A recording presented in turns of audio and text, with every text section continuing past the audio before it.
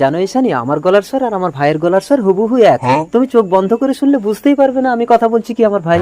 আর্য, তুমি আমাকে বেশি ভালোবাসো না তোমার ভাইকে? সেটা সময় আসলে বুঝতে পারবে। ঈশানী,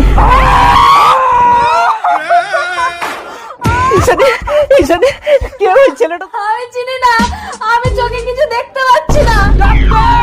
কিছুদিন পর বেরিয়েছে, দেখ আমি বিয়ে করে বউ এনেছি। কই দেখি দেখি নতুন বউয়ের মুখটা দেখি। দুই ভাইয়ের একই গলা। ও চোখে দেখে না, ভীষণ অসহায়, তাই আমি ওকে বিয়ে করেছি। কেন, তোর ওকে পছন্দ হয়নি? না না, আমার ভীষণ পছন্দ। তাহলে নতুন বউয়ের মুখ দেখে কিছু দিবি না? কি বলিস, তোর জন্য আমি আমার জীবন দিতে পারি। নতুন বউয়ের মুখ দেখে আমি আমার চোখ দুটো দান করে দেব। তার মানে আমি দেখতে পাবো?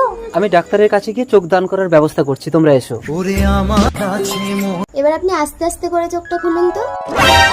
আমি তো সবকিছু দেখতে পাচ্ছি। ঈশানী, তোমাকে চোখ দান করেছে আমার দাদা।